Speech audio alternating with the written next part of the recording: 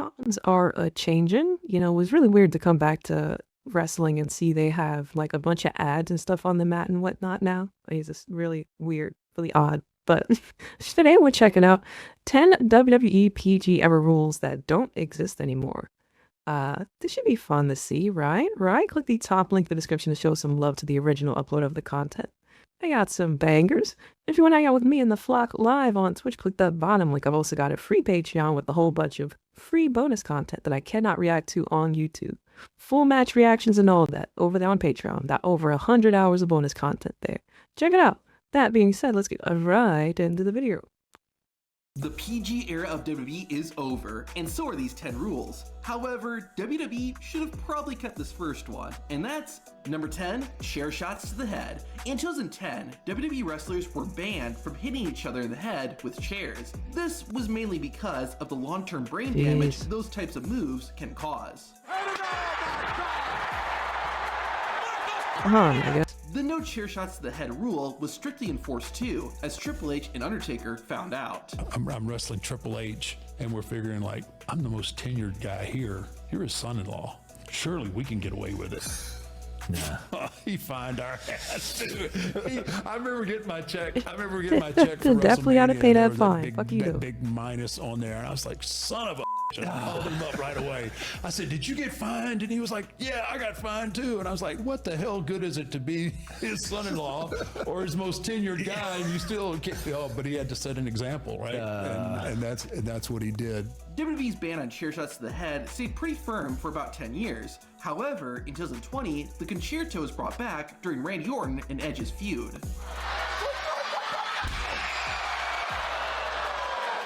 This was the first instance of WWE becoming more relaxed on chair shots to the head, and since then, attacks to the head are more common. That shit always looks spooky. However, that is a crazy much move. More safely today than they were in the 90s and 2000s.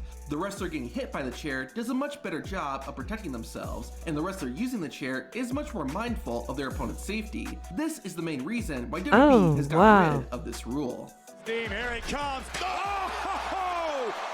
Number 9, blood. Once the PG era began, blood was one of the quickest things to disappear. There are actually 2 specific wrestlers who can be blamed for WWE creating the no blood rule. At the Great American Bash pay-per-view in 2008, Chris Jericho fought Shawn Michaels. Even though it was just a regular one-on-one match, the two got busted open and bled profusely. There was so much blood that Vince McMahon said there would be no more bleeding in WWE, and he meant it. In 2009, Christian and Shelton Benjamin's ECW championship match infamously got paused when Christian started bleeding. Likewise, in 2015, Samoa Joe had to stop wrestling when he got cut during his match with Finn Balor. Today, not only is blood more common in WWE, stopping the match for bleeding rarely happens. Referees might get involved if it's really excessive, but WWE no longer has the same no blood rule that it had during the PG era.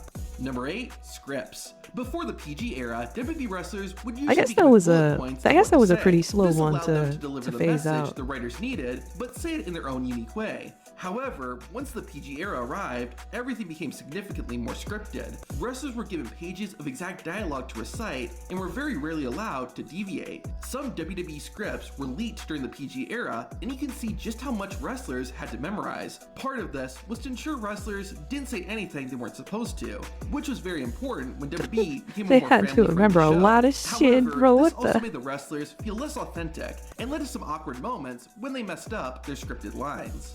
Take himself out of the match at the Royal Rumble, tuck his legs, tail between his legs. Today, though, WWE has become less strict and is more comfortable allowing wrestlers to say things in their own words. Which brings me to the next rule, number 7, swearing. This was something else that WWE almost instantly eliminated once they went PG, and it forced wrestlers to find creative workarounds. At Money in the Bank, I'm gonna win the whole fudging thing. Other wrestlers, like Stone Cold Steve Austin, weren't allowed to give the no finger during the PG had the era. crowd Over the like past few years, though, WWE has greatly relaxed its language. Dude, I'm not gonna beat you up. I'm gonna you up, bro. Where the are you? Where are you? Granted, during the PG era, an occasional swear word would get used. However, nowadays, it seems like there's at least one person swearing every week, especially when The Rock is on. Don't drink tequila with Cody. Oh!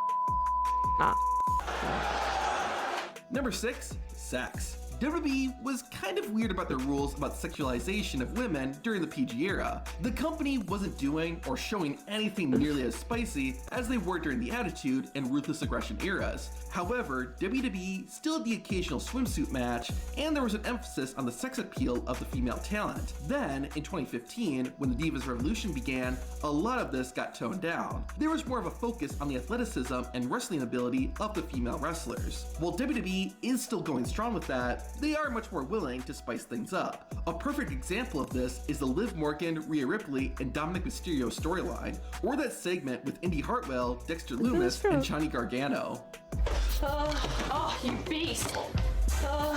Hit me harder! None of this would have been allowed during the PG era, but speaking of unique women's rules, you have to hear about number 5, punching and kicking. It sounds so strange, but there was a time during the PG era where the female wrestlers were not allowed to punch or kick.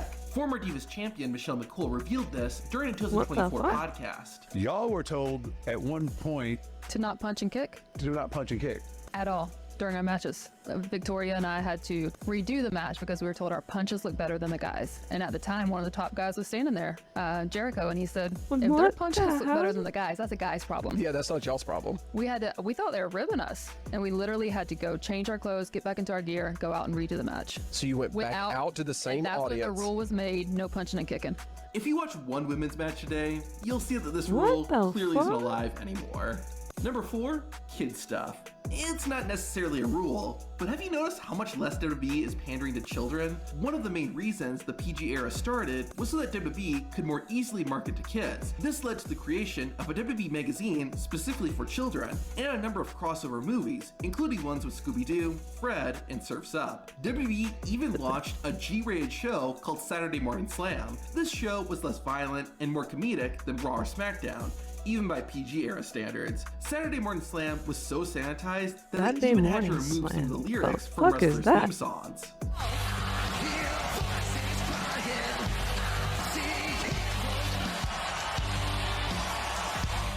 While WWE today isn't geared strictly for adults, the censored Orton theme is crazy. Like they did in the PG era. Number 3, celebrities and pop culture references. There was actually a time WWE forced itself to include celebrities each week and make at least one pop culture reference on every show. The celebrity thing started in 2009, when WWE began having a celebrity host Raw every week. While having celebrities in wrestling isn't inherently awful, the celebrities WWE chose usually had little to no interest in WWE or wrestling. We will ban you from the Summerfest. Another dumb rule WWE imposed on itself was forcing them to include That's a pop little culture crazy. references. Yeah, during the PG era, WWE wanted to sound hip and cool, so writers were forced to reference timely events on TV. Occasionally, you would get a funny moment, but all this did was handicap the show. Sure, WWE still makes pop culture references and uses celebrities today. but they're much Don't better show me no incorporated. Travis Scott, man. Plus, WWE isn't forcing itself to do any of it,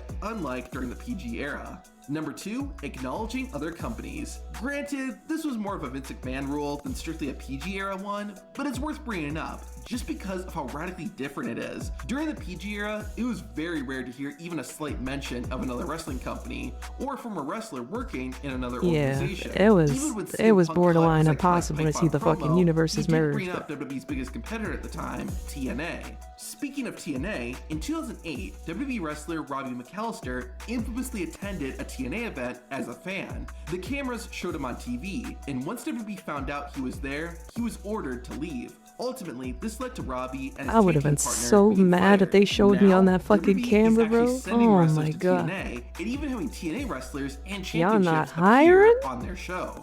But it's not just TNA. WWE has gotten comfortable referencing other wrestling companies like New Japan Pro Wrestling and even AEW. Yo, that Joe Hendry spawn at WrestleMania was so...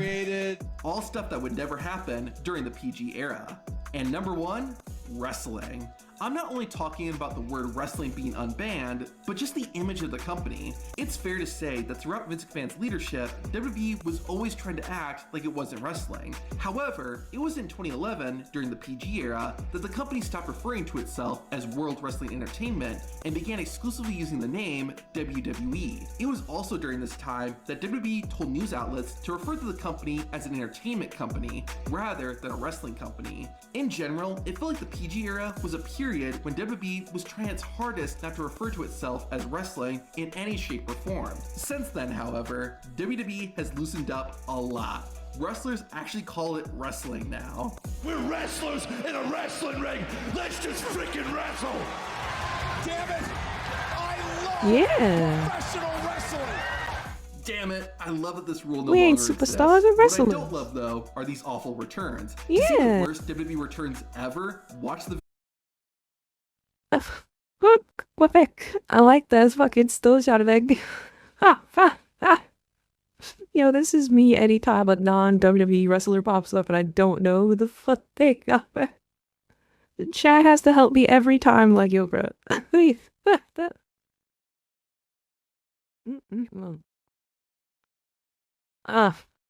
Hilarious. Click the top link in the description. Show some love to the original upload of the content. This is a good one. I like this one. This one was tight. It was tight. I definitely did notice WWE is kind of moving into a whole different era from the PG shit. I think the PG stuff is what really got me out of it the first time initially. Now I'm still kind of leading away from wrestling as a whole. Because WWE's get a little fugacious with the the ref bump spots and all that. It's not fun. It's not very fun to be anymore. AEW though, you know what I mean? I like what I saw from there. I have to check that out. See what's going on with Hazelway. Show some love to the original upload of the content. Click that top link in the description. This was all Bob. If you want to hang out with me and the flock over on Twitch live, click that bottom link and you got that free, yes, free Patreon with over 100 bonus hours of content that you can't get here on YouTube. Yeah, that's right, it's free. Go ahead. I'll see you in the next video. Unless you're weird, do not be weird. Try your best to not be weird. Thank you so much to those of you that have made it over to the Patreon. I appreciate you. I'm still hungry.